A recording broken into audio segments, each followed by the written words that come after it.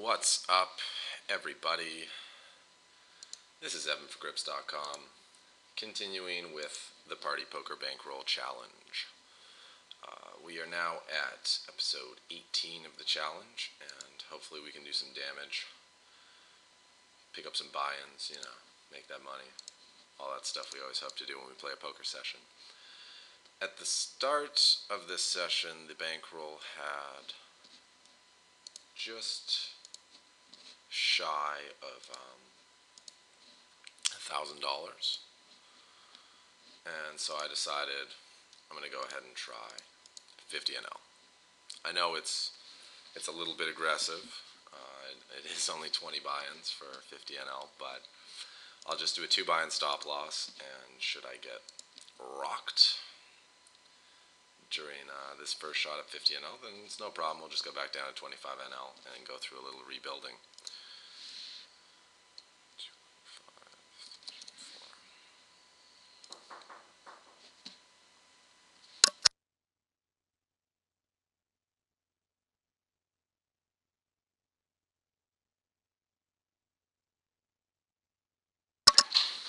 So here we get 3-bet with ace-10 suited from a very tight player playing 11-7.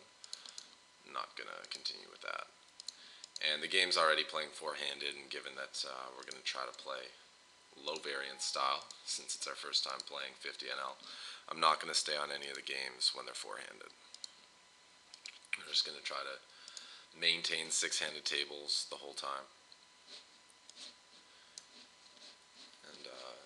As games break, we just get new ones, and we're just going to constantly be searching the lobby, getting on wait lists, trying to get on new games as they begin, because the new games are the ones that are most likely to have fish on them.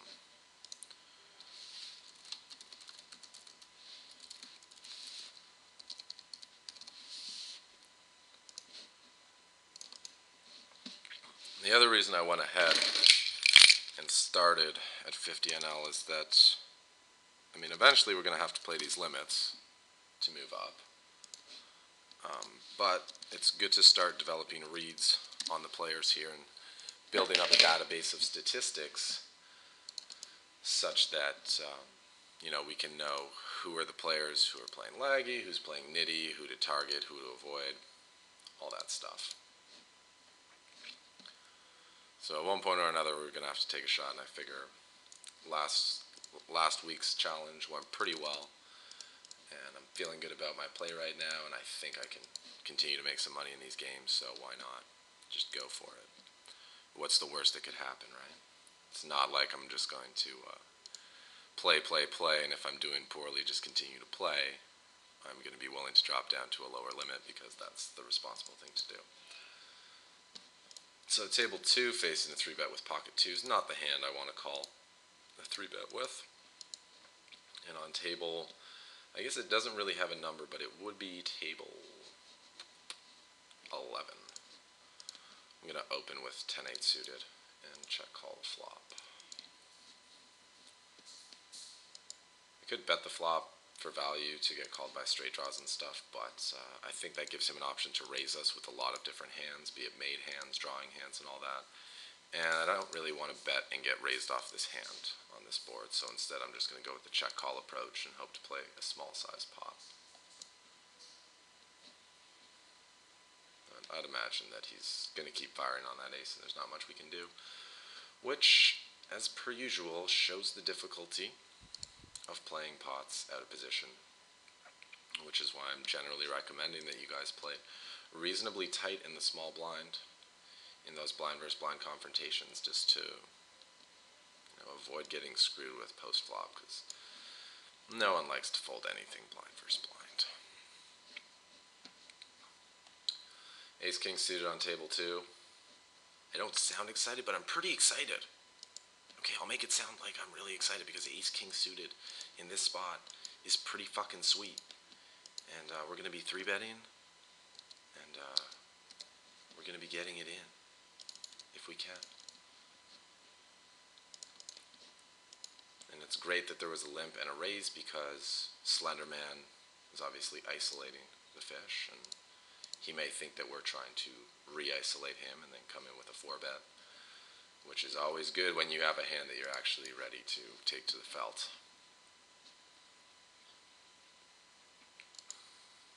Another 3-bet. Table, whatever. Okay. Nice hand, bro. In terms of 3-bet pots, we're only going to be playing 3-bet pots when we have a hand that flops well post-flop and that we can be confident with when we hit a good piece. So things like big suited broadways, going as low as like Jack 10 suited probably, and big pocket pairs that we're going to slow play.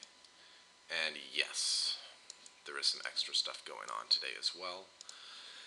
I was mentioning in the other video that the most likely scenario for us to get through this challenge as quickly as possible is by getting lucky in a tournament. So I'm going to play a $5 freeze out. Ooh, pocket ace. And I'm going to be playing a $3 rebuy as well. You know, very small. Ooh, 2 pocket aces. Alright, well, 3-bet.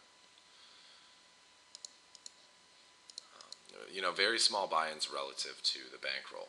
So it's not like they're going to bust us if we break these tournaments.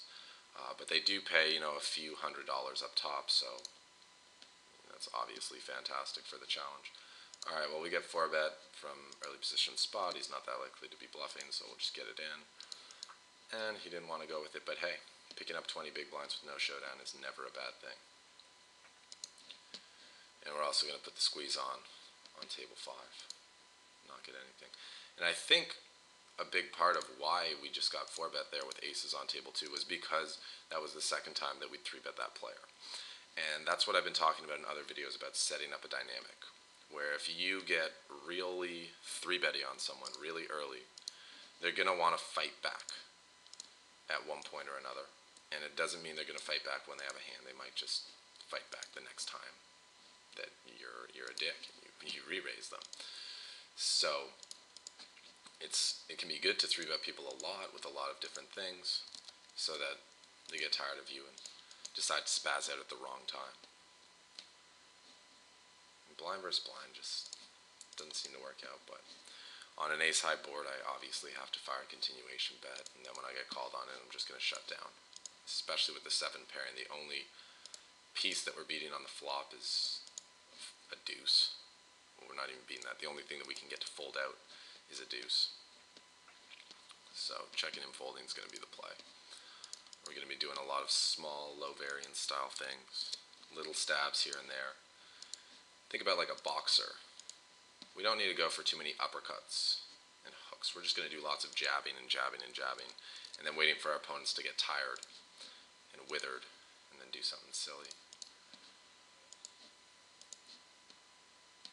And we have flush on table 5. And what do I say about when you get raised on the turn? People usually have it. So we're just going to rip the money in, hope that he snap calls.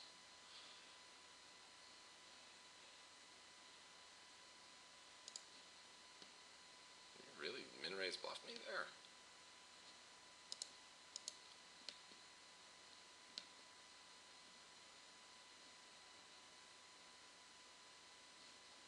Alright, table 2, ace king, all in. Oh!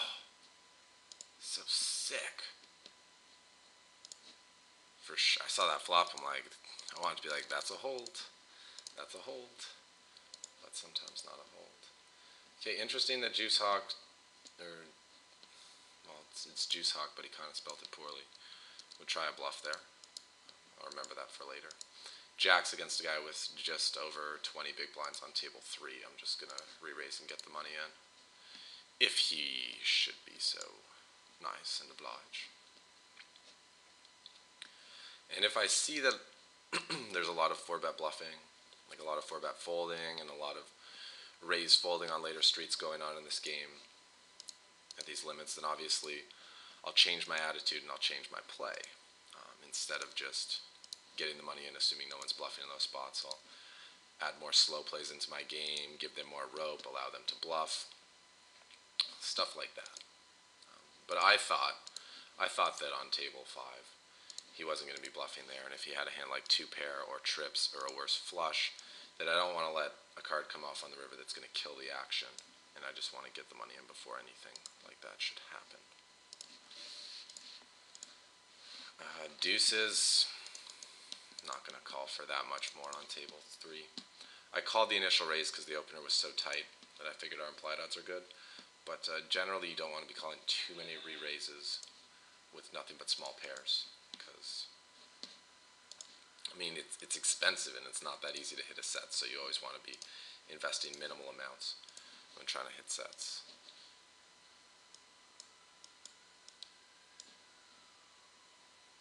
Whoop. Alright. So it's a little more tables than normal. I know normally we do 9 tables, but today we're going to do 12. Every time I'm doing the video with 9 tables, I still have 2 going on the side. So I figure, hey, why not just let the viewers see everything and play all 12 tables? No, why are you frozen? There we go. Table 1, I just tried something different. Instead of raising blind versus blind and then betting, since this guy defended last time, I just said, hey, I'll just limp in, see if he lets me see the flop, and if he does, just go for a cheap steal and bet small on pretty much any flop and hope that on the times that he's airballing and miss the board, that we can take it down. I'm actually going to leave table 3 because it looked pretty reggy at that point. It looked like it might be starting to break, and I figure there's probably a better game out there we can find. Okay, table 4 against a loose opener, ace-jack. I'm going to call, try to flop a piece and play it from there. And this flop's pretty good. 2 overcards and the nut flush draw against a very loose player who's probably going to be continuation betting on this board. And obviously turning top pair, top kicker is always a good thing, so we'll put out a little value bet there. Get called. If the other guy doesn't call, I'm definitely going to bet the river. If the other guy does call or raise, be an interesting decision.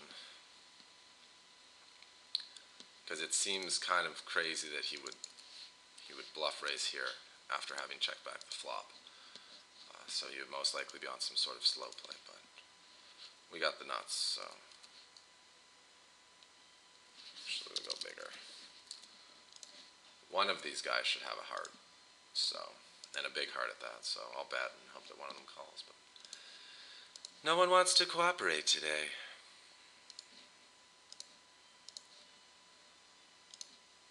Top pair against this guy. I'm going to raise small just so he can't check back the turn or see a free turn card on me that's bad and then just get the money in. If he's got me beat, I'm going to call it a cooler since he raised the cutoff, and when I defended with king-queen from this position, my goal is simply to flop top pair or better and then get the money in. Ace-king. So perhaps a bad defend. That really always just comes down to what their opening range is. If someone's opening very tight, king-queen is going to be a trouble hand that you don't really want to be defending with. If, however, someone's opening very loose, then they're going to have king-jack, king-10, queen-jacks, worse queens in the range as well, where if you flop top pair, you can be confident about your hand. And that's what it's all about.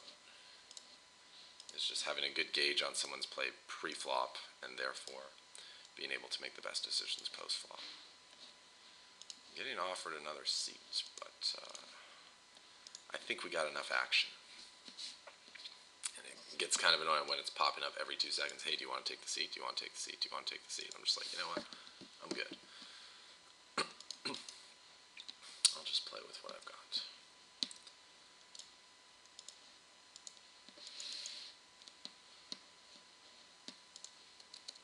Table 9 we get donked into for min. We have 2 overcards and some backdoor draws, so we're going to raise and maintain control in the hand.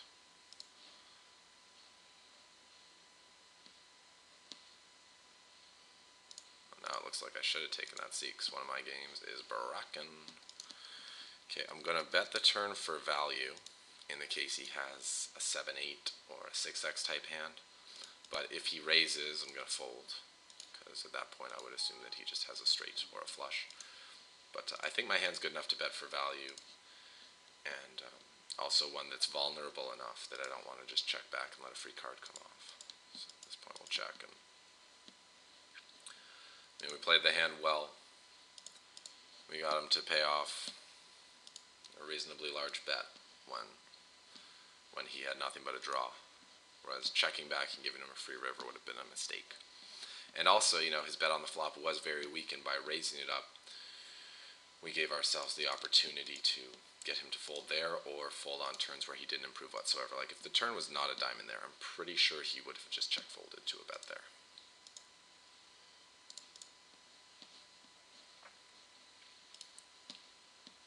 So, happy with how we played the hand, not happy with the river, obviously, but getting all the money in either ahead or with good reason and potential to be ahead is always good. Table 6, this guy looks pretty aggressive, and so far he's played every hand, so I'm just gonna let him bet. If I bet, he can only continue if he has some piece of the board, but by checking I allow him to continue with his entire range. I feign weakness, he might try to barrel me off later. A lot of good things can happen, including making the nuts. But if I had the king of spades, I probably would have bet the flop, so he can think that I can't have the king of spades, and therefore maybe try to move me off my hand. No? Not feeling that? Okay. I'll bet small so he can call me if he has any spade.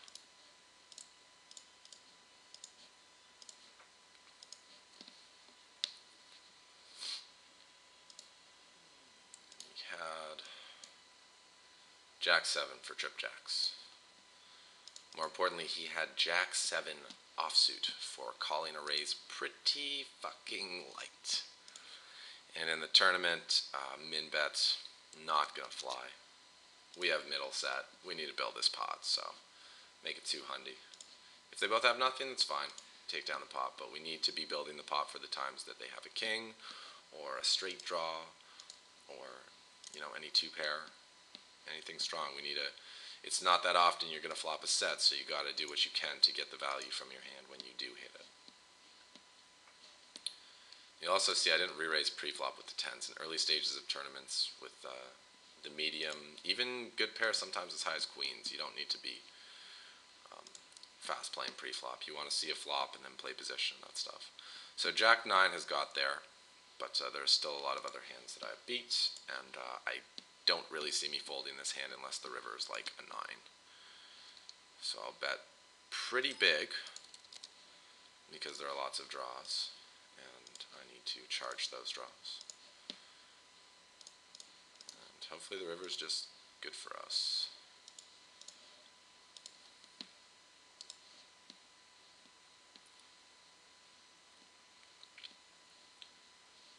And if one of them has Jack-9, you know what, I'm still going to run the cards out. I'm going to have a big stack 20% of the time, and it's only a $5 tournament. I'm going to have to gamble eventually. Damn, that raise looks like pretty bad news for me. But I'm not folding my hand. As well as having straights, he could have a lower set or a 2-pair and do this. So good luck. All in. Snap call. Looks like Jack-9. Okay. Unlucky. But that's why you got to play tournaments that are not like a significant amount of your bankroll, where if you are wrong and lose, you're just screwed, you're disheartened or whatever. Tournaments involve a lot of gambling. You have to take chances to do well in them. I really hope you didn't flop 2-pair, Juice Hawk. Nice river. And going into them, you have to expect you're going to lose about 80% of the time. But the times that you do go deep, you can expect to make up enough money to make up for the times that you don't, that you bust out early. This flop, not interested. Sorry, got some decisions.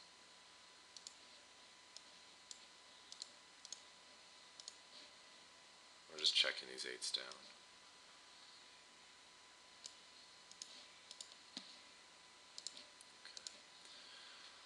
Yeah, you have to do things to give yourself a chance to acquire a big stack. Because having a big stack in a tournament allows you to really do a lot of things that you can't do on a short stack. You have more freedom and more flexibility. You have the ability to manipulate your opponents and take advantage of their unfortunate stack situations. But by being on a small stack, you're just at the mercy of the cards. Kind of just hoping for the best in terms of running good. And obviously running good is a big part of tournaments, but it's not the only focus. So that was a spot where, yeah, he's going to have Jack-9 sometimes. I'm going to have him beat sometimes. And even when he has me beat, I'm still going to suck out sometimes. And then I'm going to have some chips that I can work with. But since the buy-in, you know, it's what, not even 5% of my roll. Let's see, 1%. Yeah, 0.5% of my roll.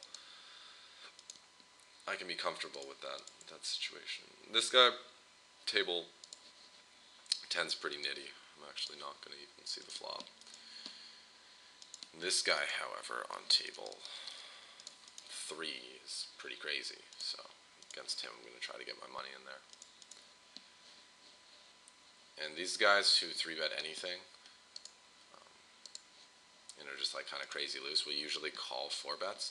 So I figure it's better to make my 4-bet really big so that he's making a bigger mistake by calling if he has a hand like Queen-10 suited or something, rather than making it small, and then if I put in a bunch of money post-flop when I'm beat, I'm making a mistake. So I'm kind of skewing the math to be a little bit more in my favor in that situation. And he had queens, so it's just a standard coin flip. Not much to be garnered from that spot except for the fact that, well, when you have ace-king and someone's got a high 3-bet and you're playing on 40 big blinds, you might as well just go for it. Because let's say I just call his 3-bet and that flop comes, I'm not going to get paid by that particular hand. And if he has a hand like ace-queen or ace-jack suited that he was just willing to go with, us both having an ace in our hand makes it less likely an ace is going to come, and again, less likely that we're going to get the full payment that we're looking for in that spot. So, yeah, just go for it and get the money in. Table 11 looks like it's slowing down, so.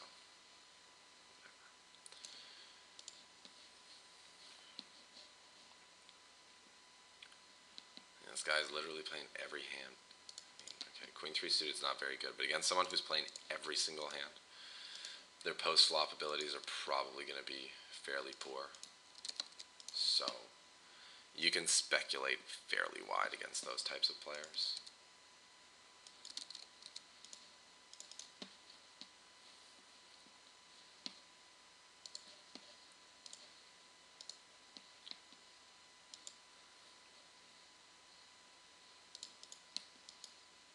Ooh, I could have hit a flop pretty good if I'd. Oh, damn it! Why can't I have a bigger roll where I'm not afraid to get involved in these 3-bet spots?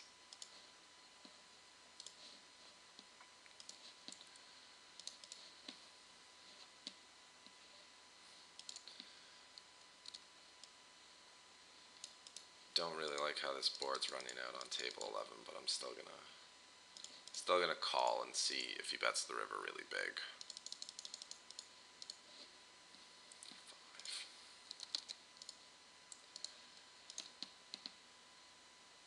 5. Alright, bro. Take it down. Whether the turn card saved me or killed me, I don't know. But it's okay to lose small pots. So, this is a limp pot. Fire one more bet on table 3. And on table 5, I just flat called pre-flop so that the kind of fishier player in the big blinds could get involved in the pot, rather than 3-betting and shutting him out. King Queen suited is a hand that plays fine both heads up and multi-way. And then just value bet. 2 calls with a 6, okay. I'll remember that. Mr. Amog on table 3. Oh, Amog. Alpha male of the group. I guess maybe he's been reading the game by Neil Strauss. Great book, by the way, for anyone who hasn't read it and likes a good story. The game is a pretty good quality read. Entertaining, enjoyable. Firing again on table 7. I think I want him to just call. If he folds, that's cool too. Alright, and we have another tourney. Hopefully we'll do a little better in this one than we did in the other one. Rebuy. Cool. Yeah, okay. Go away. Taking up too much screen space.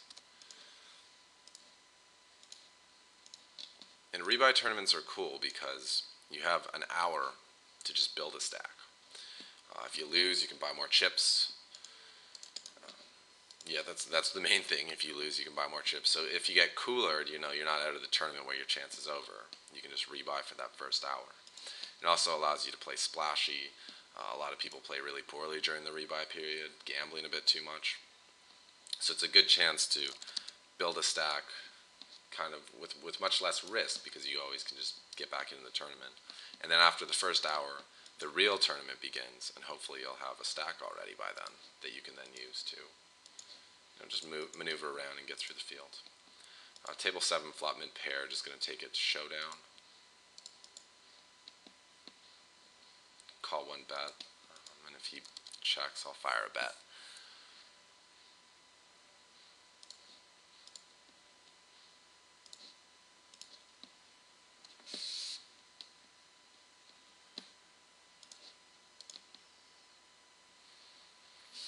King 10 off on table 10. Normally I would raise, but the button's really loose so far, so given I didn't really feel like getting re-raised in that spot, I just pass.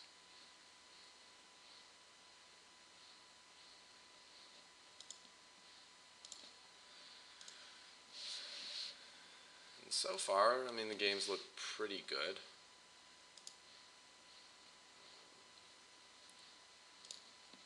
Some could be better, obviously. I'm going to ditch that one and replace. Oh no! Mystery table. Hate when they do that.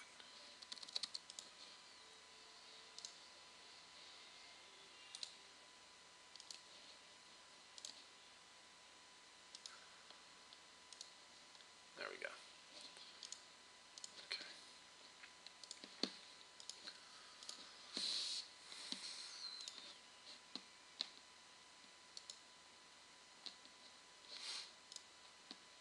So now we're settled, got our tables, can relax, and just wait for Poker Tracker or Hold'em Manager to import all these stats and tell us everything we've always wanted to know about our opponents, so that 45 minutes into the session, 2 hours into the session, we can have a good read on these guys and punish them for whatever mistakes that they like to make frequently.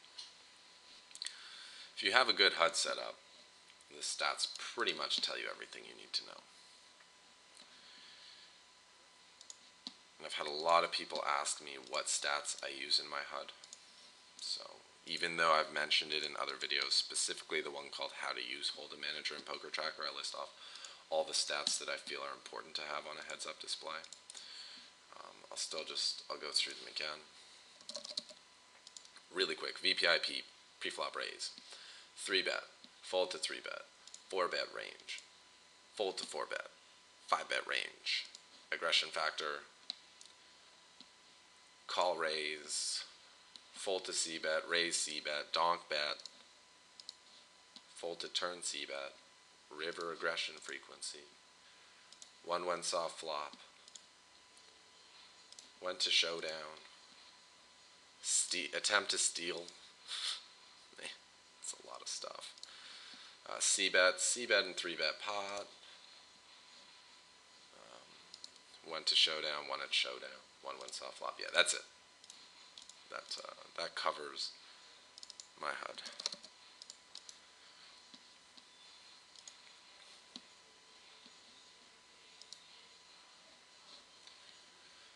Alright, for $1.50 I'll call. Hope I got you kickered. Huh, you just got nothing.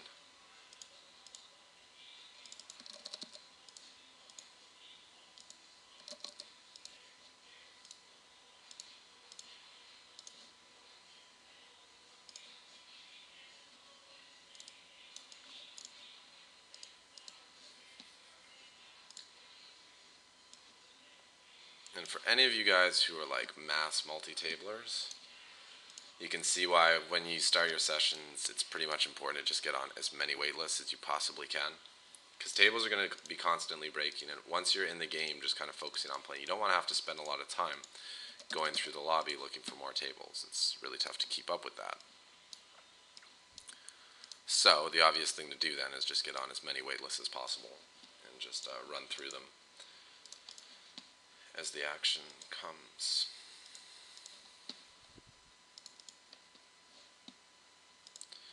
Okay, pocket nines, table 8.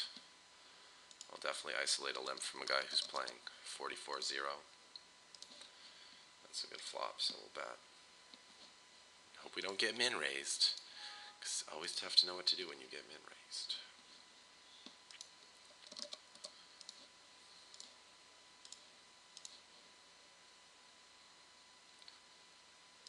This time, we'll just limp, see a flop. It's a pretty good flop for us, pair and a flush draw. Lead out with what is definitely a reasonable amount of equity. When we get called in 2 spots, I would probably prefer a better turn than the queen of spades to keep betting on.